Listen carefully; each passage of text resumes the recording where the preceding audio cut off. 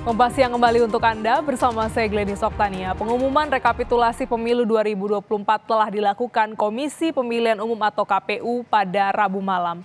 Tapi proses politik terhadap hasil pemilu 2024 baru mulai berlangsung. Tak cuma gugatan di Mahkamah Konstitusi, tapi juga penggunaan hak angket di DPR.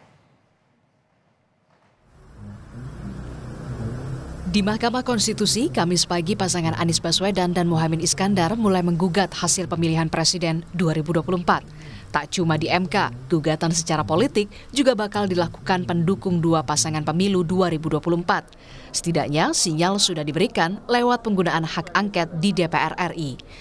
Meski dukungan terhadap angket masih berupa persyaratan seperti yang diungkapkan Partai Nasdem menunggu PDI Perjuangan untuk menggulirkan hak angket. Yang ingin meneruskan hak angket tentu Nasdem amat sangat menaruh rasa simpati dan respeknya untuk berjalan. Bagaimana sikap Nasdem? Kami akan evaluasi. Kami lihat dulu satu persatu. Partai yang lebih besar dalam posisinya di Dewan Perwakilan Rakyat hari ini bukan Nasdem sebagai partai terbesar. Bahkan rekan-rekan dari PDIP yang pertama sekali mengambil inisiatif untuk menggulirkan hak angket. Nah, kita lihat ini, sejauh mana progresnya berjalan. Penantian Nasdem sama juga yang dinanti para politikus PDI Perjuangan di DPR. Menggunakan angket atau tidak menunggu instruksi Megawati Soekarno Putri, Ketua Umum PDIP. Mengambil keputusan yang penting buat bangsa ini, pelajari baik-baik. Apa yang dipelajari secara akademis bagaimana, secara regulasi bagaimana, peluang-peluangnya bagaimana, kemungkinan-kemungkinan dan sebagainya. PDI Perjuangan sedang dalam tahap itu. Partai itu, organisasi itu terpimpin. Kalau kita mengatakan Ibu Megawati Soekarno Putri adalah ketua umum, dengan sekian kesepakatan kita, hak dan kewenangan ketua umum, ya kita ikuti dong. Jangan kita sepakati lalu tidak kita langgar. Stagnannya langkah PDIP tampak di publik dari sikap elit PDIP yang belum beranjak dari penjelasan soal materi rencana gugatan ke MK dan penggunaan hak angket. Ya nanti kita tunggu, tapi dari tadi yang diungkapkan oleh para pakar IT, itu kan begitu banyak hal-hal yang secara sistematik didesain bagi kepentingan calon tertentu. Dan kemudian betapa suara rakyat menjadi mudah dimanipulasi. Begitu banyak kejanggalan yang bisa dibuktikan secara ilmiah. Karena pemilu siapapun yang merekayasa artinya membunuh masa depan kita. Tapi politikus PDI Perjuangan, Deddy Sitorus meyakinkan publik bahwa politikus banteng di DPR tetap menggunakan haknya mendukung angket. Bagaimana kita bisa memperbaiki demokrasi kita ya melalui Mahkamah Konstitusi dan melalui hak angket itu. Jadi kalau ada orang yang bilang ini nggak terima hasil pilpres, urusannya apa? Nggak ada urusannya. Anggaplah ini proses yang biasa. Konstitusi memberikan hak bagi DPR untuk melakukan hak angket. Dan semua Presiden Republik Indonesia pernah mengalami hak angket. Paling banyak zaman Pak SBY, kira-kira 5 kalau saya nggak salah. Lalu kenapa sekarang hak angket menjadi jin yang menakutkan sampai dihimbau-himbau?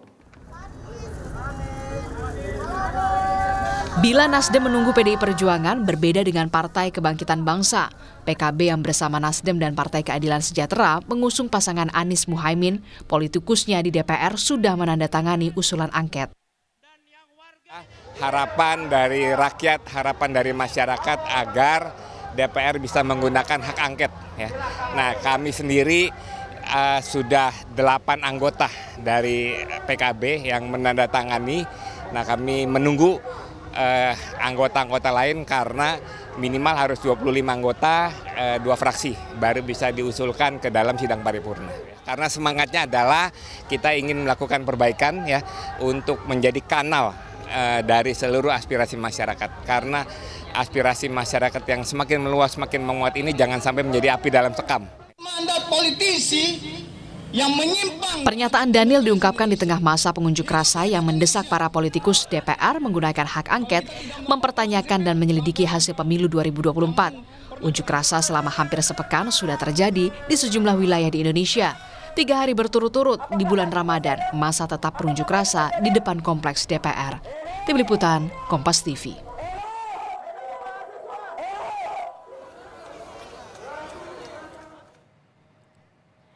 Di DPR, bagaimana rencana penggunaan hak angket oleh koalisi partai pasangan Anies Muhaimin dan Ganjar Mahfud? Kita tanyakan kepada Tifal Solesa di gedung DPR Jakarta. Tifal, sikap partai-partai apakah masih menunggu PDIP?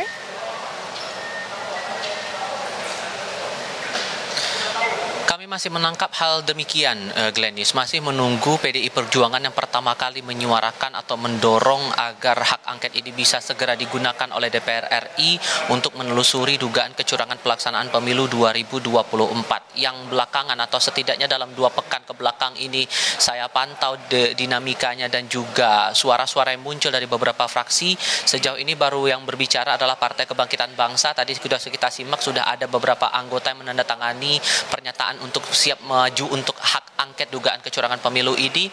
Lalu kemudian dari Partai Keadilan Sejahtera, terakhir kali saya pahami dari Sekretaris Fraksi Lady Hanifa menyampaikan bahwa diskusi juga masih terus berjalan, terutama dalam hal ini dari 3 fraksi di koalisi perubahan, begitu ya, Nasdem, PKB dan juga PKS. Sementara untuk PDI Perjuangan tadi juga sudah dinyatakan oleh Adiana Pitupulu maupun juga oleh Deddy Sitorus bahwa mereka masih menunggu arahan, masih menunggu instruksi dari Ketua Umum Partai Megawati Soekarno Putri, mengingat wacana hak angket ini didorong atas nama partai, bukan atas nama pribadi atau kelompok-kelompok pihak tertentu, terutama dalam hal ini anggota-anggota partai yang masuk dalam fraksi PDI Perjuangan ini sendiri.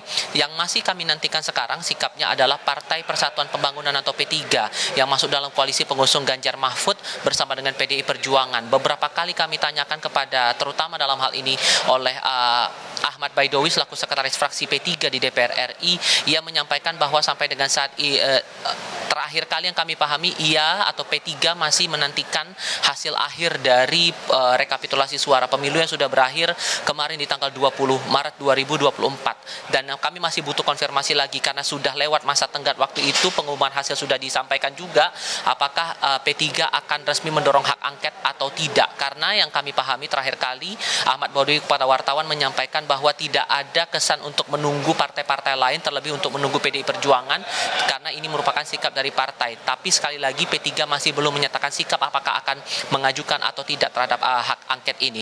Nah, sementara untuk Nasdem ini juga sebetulnya masih belum tampak ada pernyataan tegas begitu, setidaknya di DPR RI, apakah kemudian ada tindak lanjut dari pernyataan-pernyataan sikap yang sudah disampaikan, terutama terakhir yang disampaikan oleh Surya Paloh dalam konferensi pers kemarin selepas penyampaian hasil keputusan dari pemenang pemilu baik itu Pileg dan juga Pilpres 2024. Terakhir yang disebutkan bahwa ia masih melihat dulu satu persatu dan masih menyerahkan kepada teman-teman partai lain, dan ia menyebut bahwa Nasdem simpatik dan respect, tapi kemana arahnya, apakah akan setuju atau tidak, ini juga masih belum bisa dipastikan untuk saat ini berapa jumlah yang sudah menyatakan sikap atau tidak. Tapi yang jelas bahwa untuk sekalipun syarat minimal untuk pengajuan itu setidaknya sudah terpenuhi. Kalaupun kemudian sudah ada PDI Perjuangan, PKB dan juga PKS yang akan mendorong untuk hak angket ini bisa diwacanakan begitu atau bisa direalisasikan, yang jadi tantangan adalah bagaimana kemudian saat nanti akan disetujui.